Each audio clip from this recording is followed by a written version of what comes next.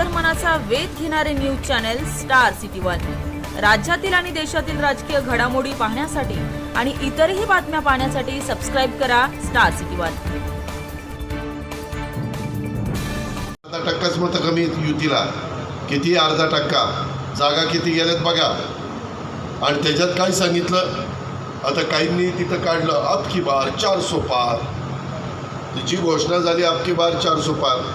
विरोधकांनी मागासवर्गीयांच्या डोक्यात काय घातलं, 400 पार कशाला, यांनी 300 पार केले तरी यांना सरकार येत आहे, 250 आले तरी सरकार येत आहे। 400 पार ह्याच्याकरता पाहिजे संविधान बदलायचं आहे, आरक्षण काढायचं आहे, त्याच्या संदर्भातल्या ज्या काही सवलती आहेत त्या दूर करायच्या। सारांना हळू दबक्या आवाजात चर्चा सुरू झाली, आमच्या मागासवर्गीय समाजामध्ये देखील त्या ठिकाणी सुरू झाली। त्याच्या संदर्भात सुनील मगरे तुलाही पटते का, पुढे गेला अशी झाली की चर्चा। आणि त्याच्यामध्ये जे आम्ही सांगतो, अरे जोपर्यंत चंद्र सूर्य आहे तोपर्यंत संविधान कुणी बदलणार नाही, पण आमचं ऐकायला कुणी तयार नाही।